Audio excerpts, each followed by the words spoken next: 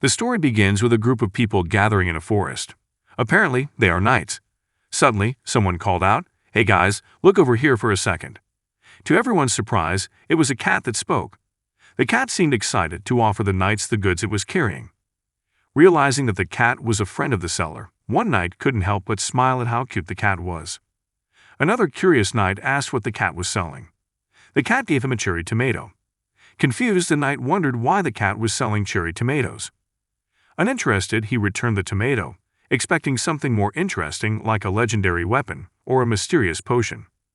The other knight agreed, thinking it was just an ordinary cherry tomato that could be eaten any time. The cat, visibly upset, thought to himself how stupid these humans were. Anticipating their reaction, the cat told them that this was no ordinary cherry tomato. He asked the knights to check the status of the cherry tomatoes in his status window. The magical cherry tomatoes increased by 0.1 MP for 10 minutes. The story opens with the knights gathered in the forest, intrigued by the talking cat and offering goods. A skeptical knight checks his status and is stunned to discover that cherry tomatoes burn 10 grams of fat and have a 30-day shelf life. Initially dismissive, the knights quickly realize the incredible value of this small fruit. The cat explained that each cherry tomato cost 0.5 tower coins, which sparked a frenzy among the knights. They scrambled to buy as many as possible. Some wanted 300, others 250, and some even offered extra to buy the entire stock. The cat, surprised and a little frightened by their eagerness, refused to divulge the source or creator of the tomatoes, to maintain a sense of mystery. Amidst the chaos, a man named Seijin, looking tired and hot, picked up a cherry tomato. While conversing with a rabbit, he said that he had collected enough tomatoes for the day. His nonchalant demeanor is in stark contrast to the excitement of the knights and adds a layer of intrigue to the scene. The magical cherry tomatoes, initially underestimated, reveal their hidden potential, enticing the knights and highlighting the cat's cunning trade. The rabbit pulls a small cart full of cherry tomatoes, signaling a successful harvest with Seijin. Inviting the rabbit to rest, Seijin begins to make a drink using the newly harvested tomatoes. He squeezed the tomato juice into a glass and called a bee to add more honey. The bee, who apparently loved lemonade, eagerly complied with his request, filling the glass with sweet honey. Seijin capped the glass, stirred the mixture, and shared the resulting drink with the rabbits. They sipped until the cherry tomato and honey mixture, named Vitality Drink, was gone. Seijin mused that life should always be satisfying, a sentiment that the rabbits seemed to share. Suddenly, a message popped up, hitting Seijin over the head. He receives an additional task, handing out honey water to the tower manager. The compensation is non-existent, and refusal will lead to disappointment. Undaunted, Seijin prepared to make a special cherry tomato and honey drink for the tower manager. At that moment, the cat appeared, ready to jump to where Seijin and the rabbit were resting. As it jumped, the cat exclaimed, "Mr. Seijin," adding an unexpected touch to the quiet scene. The cat Theo finally returned and Seijin welcomed him warmly, catching the agile cat in his arms.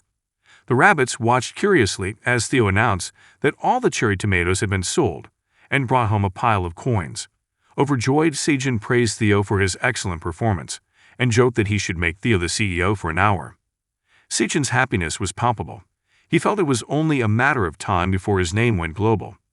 However, Theo seemed confused by Seijin's funny comment. "This is no time for jokes," Theo replied. He explained that he had to leave immediately after the meal to continue earning money. Seijin, worried, asked if Theo could take a short break. Theo agreed and asked the black rabbit to refill his supplies. Theo was impressed to see the black rabbit fishing, while Seijin noticed that Theo seemed addicted to the pursuit of wealth. In the midst of the activity, Seijin almost forgot something important. He moved to a wall and began writing a note, marking how long he had been there. Theo, though eager to continue his business, respected Seijin's need to organize. The friendship between them shows a blend of hard work and mutual respect, which sets the foundation for their next adventure. Park Seijin realized that he had been in the tower for 150 days. As a tower farmer, Seijin had adapted to his new life.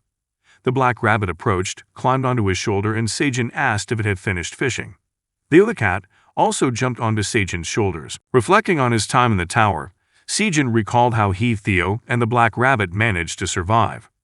They watched the rabbits and bees diligently working in the garden, a testament to their resilience and teamwork. 10 years ago, in bustling Seoul, a 99-story black tower suddenly appeared in Gangnam. It didn't just happen once. A total of 100 towers appeared simultaneously in cities around the world, including various locations in Korea. Every country investigated the mysterious structure and found that the tower was 990 meters tall and made up of indestructible materials that not even a nuclear bomb could penetrate. Then, one day, people began to emerge from inside the tower, attracting worldwide attention. Reporters documented this moment, eagerly questioning the returnees about their experiences and how they were able to get inside the tower in the first place. This is the story of how Sejin, lost inside the tower, carved out a life for himself with the help of his friends, showing incredible endurance and adaptability in an enigmatic and challenging environment. The man explained that one day he was suddenly pulled into a black hole. When he awoke, he found himself on the first floor of the tower. This astonishing news quickly became a global sensation. It was later discovered that all 100 towers were connected. Upon entering a tower, each person would wake up on the first floor and have to choose a role, such as wizard or warrior.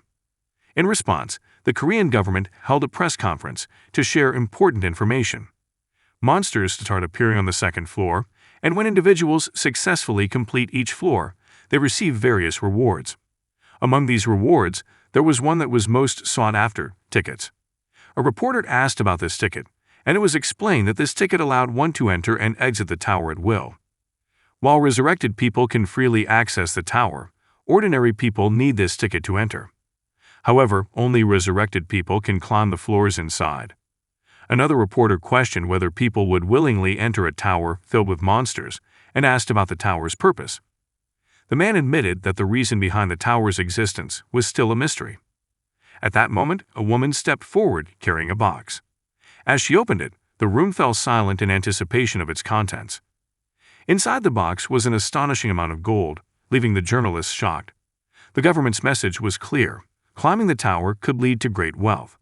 The Awakening Association announced that the Black Tower ticket price would increase from 150 million won to 200 million won starting next week.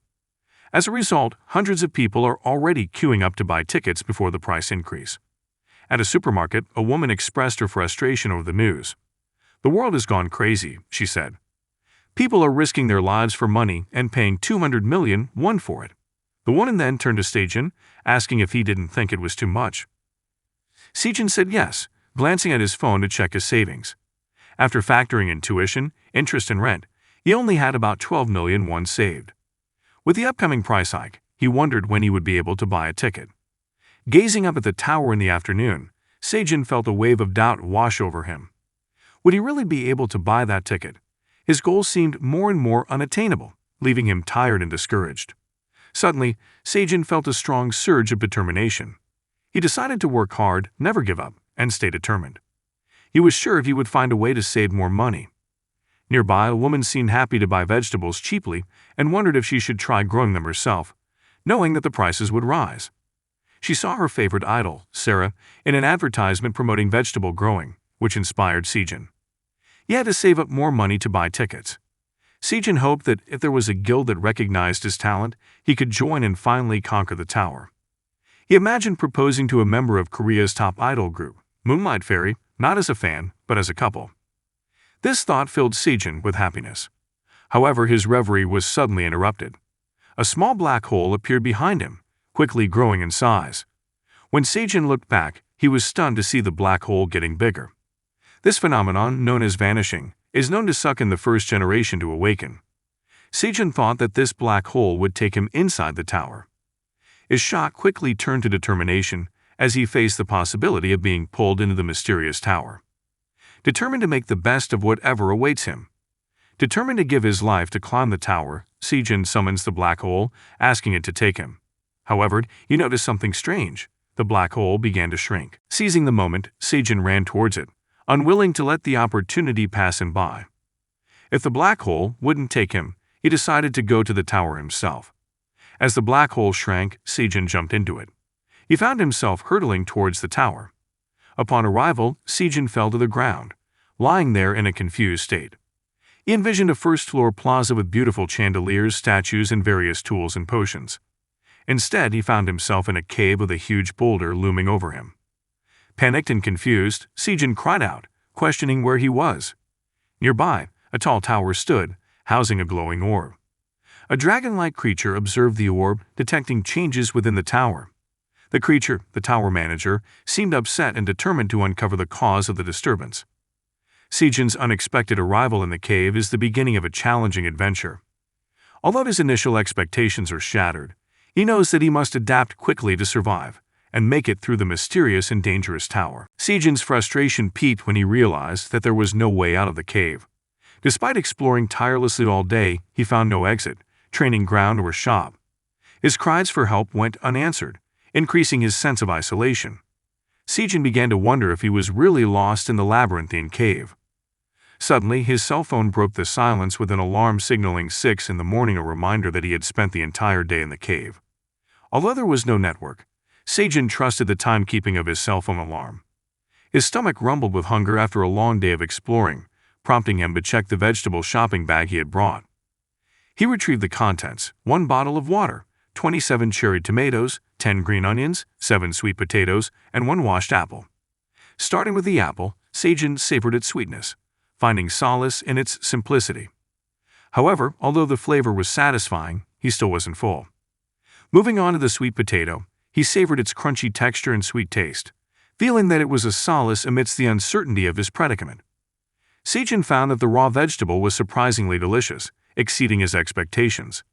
As he savored the flavor, a sudden choking sensation startled him, prompting him to quickly drink some water to clear his throat.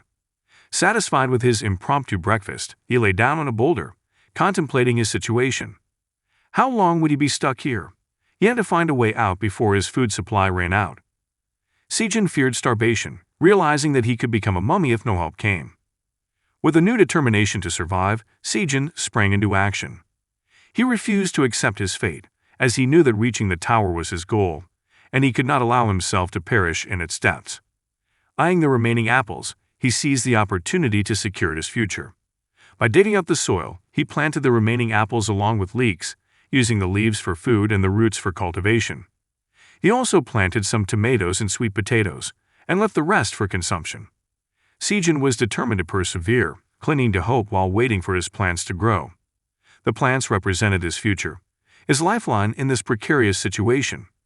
Determined to outlast his confinement, he remained steadfast, unwilling to succumb to despair in the face of adversity.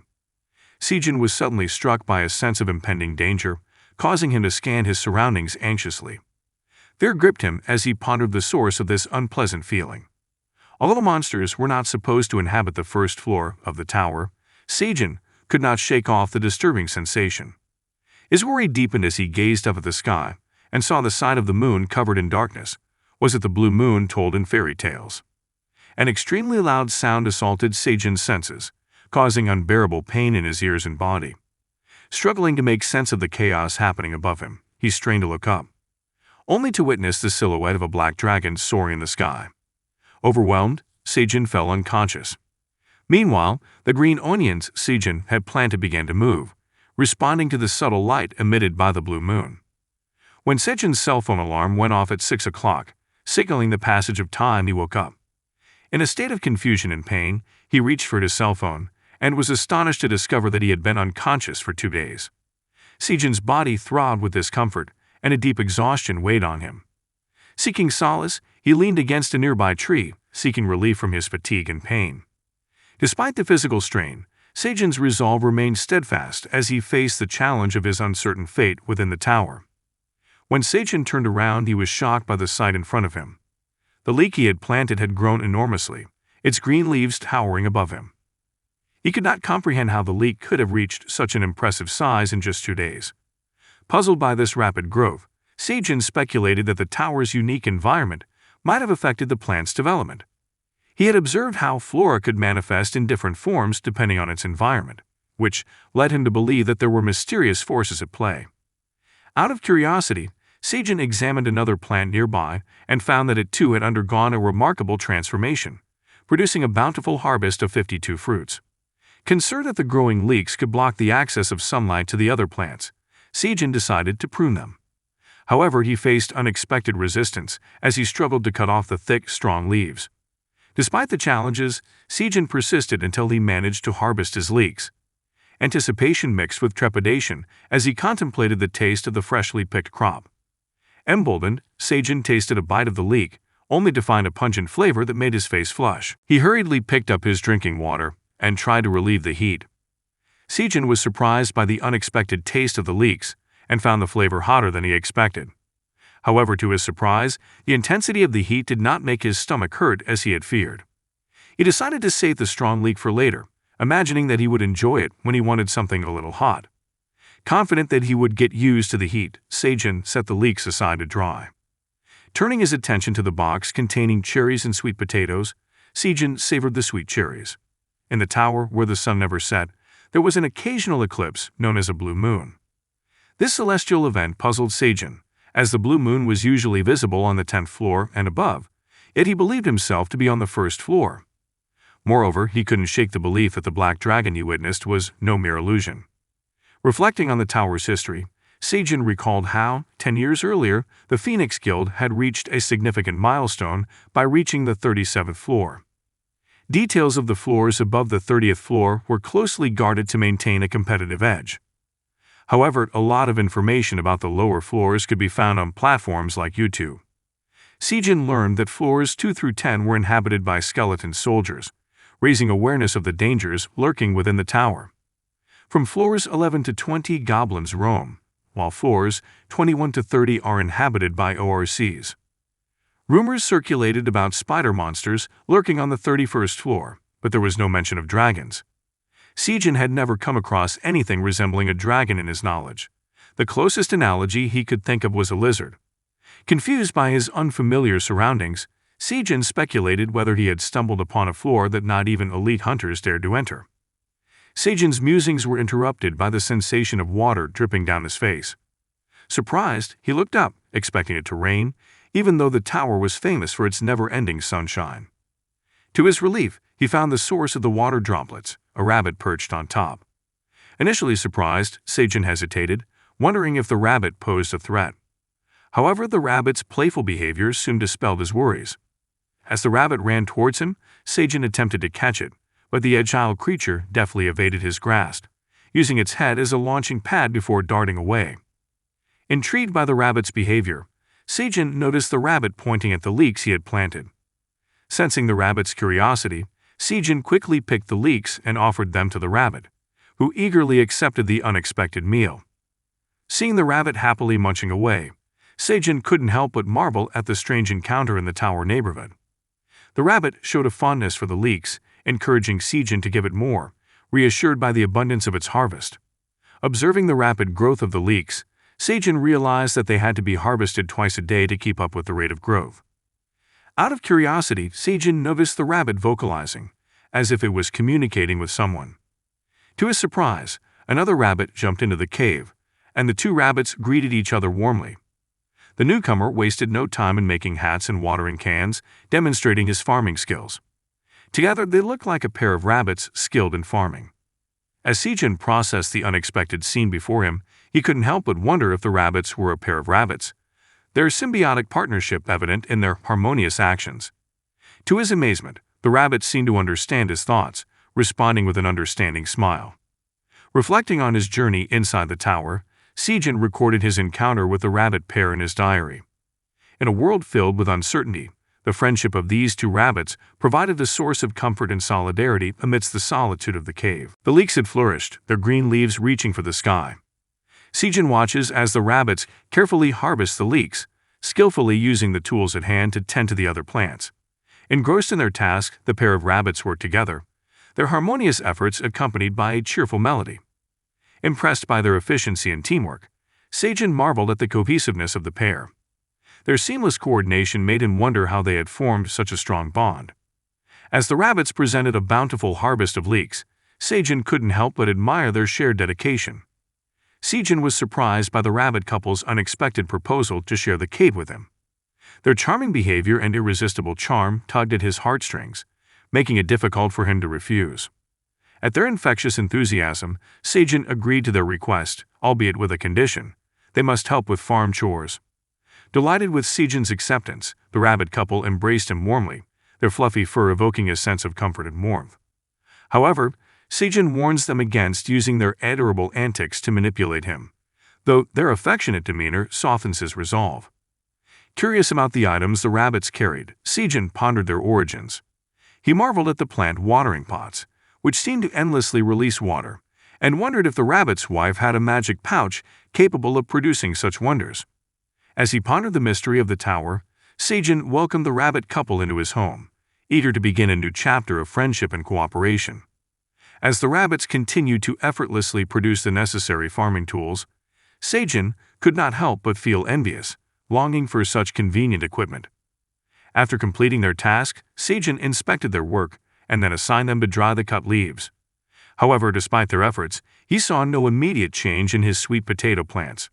On the other hand, the cherry tomato shoots seemed to be thriving, so Sejin speculated that the rabbits were responsible for the rapid growth. Sensing the rabbits' concern, Sejin assured them that they had proven themselves worthy of living with him. Overjoyed by Sejin's acceptance, the rabbits exchanged excited chatter before leaving Sejin puzzled by their sudden departure. To his surprise, he observed one rabbit diligently digging in the ground with the tools they had brought, while the other rabbit made a necklace out of flowers and hung it proudly at the entrance. It was soon apparent that this industrious pair of rabbits were building a home for themselves, with the husband rabbit working tirelessly while his partner decorated their new abode.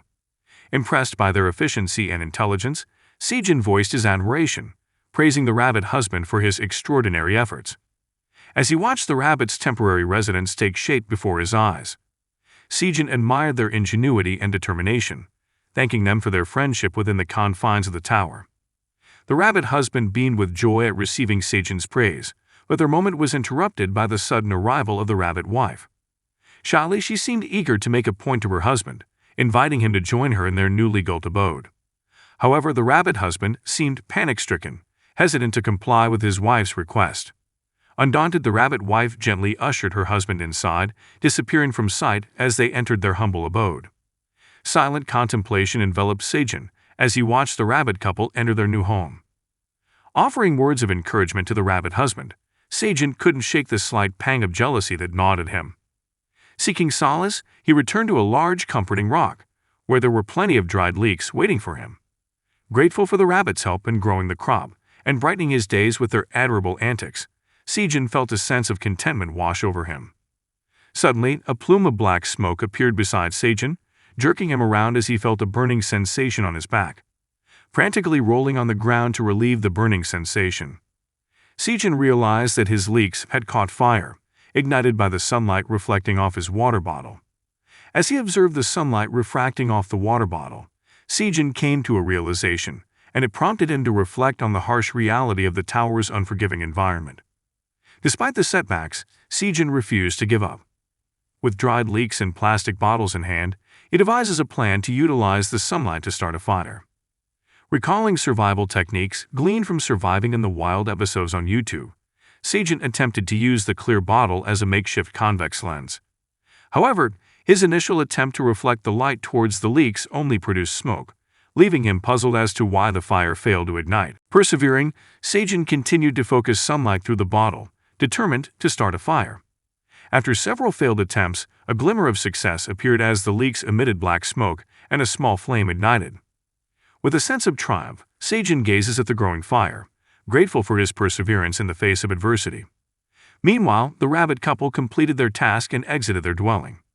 Observing Sejin's efforts with curiosity, the rabbit husbands approached, eager to understand his actions. Sejin enlisted their help, encouraging them to blow the leaves while she directed the concentrated sunlight. As the rabbits exerted their efforts, Sejin's technique proved effective, and before long, a sizable fire roared to life, casting a warm glow inside the cave. As the flames danced before them, Sejin breathed a sigh of relief, grateful for the success of starting the fire. Hastily picking up a nearby leek, Sejin placed it on the fire, letting it char and cook. Once satisfied with the roasting of the leeks, he deftly peeled off the charred exterior, revealing the tender and cooked meat inside. Eagerly, Sejin savored the savory dish, enjoying the rich and sweet flavors. Overwhelmed by the delicious flavors, Sejin enjoyed the sensation of sweetness flooding his senses, similar to the galloping of a wild horse running freely on the open plains. Encouraged by his culinary triumph, Sejin proceeded to roast more leeks, attracting the attention of a curious pair of rabbits. Intrigued by Sejin's actions, they too tried to copy his methods, eagerly awaiting the moment their leeks were cooked to perfection. As the aroma of charred leeks filled the cave, Sejin and the rabbit couple savored their simple yet satisfying meal, savoring every bite with gusto. With hunger satisfied and spirits lifted, they savored the warmth of the firelight, enjoying the comfort of friendship and food. Finally satisfied, Sejin fell into a deep sleep, his stomach filled with the warmth of the cooked leeks, and the crackling fire lulling him into dreams. As the morning sun colored the sky gold, Sejin got out of bed and walked to the nearby pond. Splashing cool water on his face, he welcomed the new day with renewed vigor. Surveying his fields, Sejin marveled at the cherry trees thriving under his care, a testament to his diligent efforts and the help of his rabbits. With leeks harvested and cherry tomatoes and sweet potatoes tended to, Sejin enjoyed the satisfaction of a job well done. Reflecting on recent events, Sejin recognizes the great impact the pair of rabbits have had on his life. Their friendship and ingenuity had brought about tremendous change, from discovering a method to start a fire using leeks to illuminating the cave with warmth and light. Grateful for their presence, Sejin wandered around the pond with torch in hand, appreciating the newfound ease of navigation in the depths of the cave. As he relaxed in the calm waters, Sejin's reverie was interrupted by an unexpected sight, a fish leaping towards one of the torches. Surprised but agile, Sejin deftly avoided the airborne creature and watched in amazement as the fish landed on land. This was a pivotal moment for Sejin, as he realized that the pond held a mystery that had yet to be revealed, promising new discoveries and adventures in the future. While contemplating the strange side of the fish's attraction to the light of his flashlight, Sejin pondered the implications of this newfound discovery. Speculating that the light might have lured the fish into the cave, he took the opportunity to catch it and prepare a meal. As the savory aroma of grilled fish fills the air, Sejin relishes its delicious taste and considers it a pleasant addition to his meal. Intrigued by Sejin's culinary creation, the rabbits express their curiosity and desire to taste the grilled fish, prompting Sejin to inquire about their food preferences. Surprised to learn that the rabbits did eat meat, Sejin was amazed by the unexpected revelation. In the days that followed, the return of the blue moon marked the passage of time, giving Sejin a reliable measure to track the days spent in the cave. Initially relying solely on his laptop and power bank, which eventually failed, Sejin resorted to carving tally marks on the wall to keep track of the days that had passed. Grateful for the consistent schedule of the rabbits, which harmonized with the never-ending presence of the sun, Sejin found solace in the routine, alleviating his confusion about the passage of time. Amidst the tranquility of their shared abode, Sejin was greeted with a wonderful surprise: a litter of baby rabbits, a testament to the life that flourished in their secluded sanctuary. Embracing this joyous occasion, Sejin marveled at the wonder of new life and the endless possibilities that lay within their cave dwelling. Eagerly rushing towards Sejin, the bunny couple shared the happy news: they had become parents to a litter of adorable baby bunnies. Overcome with warmth and happiness, Sejin accepts his new role as Uncle Sejin, savoring the joy of this precious time. Delighted with the arrival of the baby bunnies, Sejin revels in carefree joy, savoring every moment spent with the cute and playful babies. Observing the bunny couple exhausted by their new duties as parents, Sejin offered to help by volunteering to care for the baby bunnies. Happily accepting his offer, the bunny parents entrusted their children to Sejin's care, giving them a much-needed break.